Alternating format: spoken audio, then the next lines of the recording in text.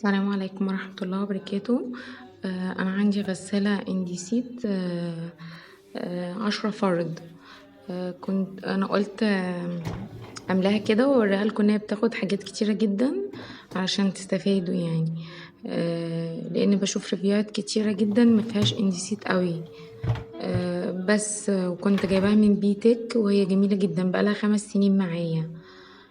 شايفين كمية الأطباق وكمية الرص قد ايه، وبتشيل. أنا بعتبرها بنتي الكبيرة اللي بتساعدني الصراحة.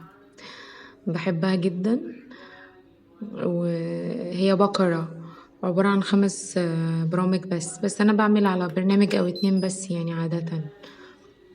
على اللي هو 3 و4. بس شغلتها على 3 المرة دي عشان الأطباق كتيرة جدا. لو 4 لو هي شاطفة سريعة يعني. هي دلوقتي كده خلصت. بفتحها بوريلكوا بقى شكل الأطباق لما اتغسلت. بس بتنضف جدا وجميلة وبحبها جدا.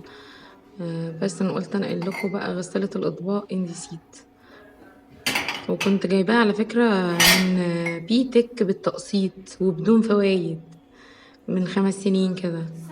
ما اعتقدش دلوقتي بقى موضوع بدون فوائد ده موجود يعني. انا سبت المج دوت عشان كان سخن جدا، كان سخن قوي. لما اول ما بخرج بفتحها، اول ما بتخلص بيكون كل حاجة سخنة يعني، فانا غصب عني سبتها بسرعة. الاطباق والكوبايات بتلمع وجميلة، وبحط فيها بلاستيكيات وكل حاجة وحلل وكل حاجة. بس المرة دي كنت حاطة فيها بس كمية اطباق كتيرة وكوبايات كتيرة بس.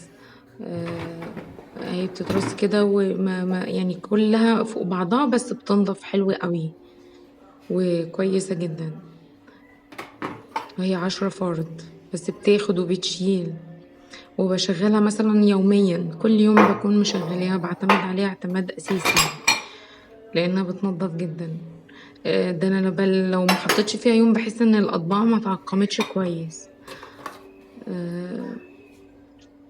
اللي هي البلاستيكات اللانش بوكس والاطباق بتلمع وبتبرق، مع العلم ان كمية هي كبيرة كانت على جدا فكرة مش من نضيفة الأطباق. خالص. الاطباق يعني كانت بقالها كتير. السلام عليكم ورحمة الله وبركاته.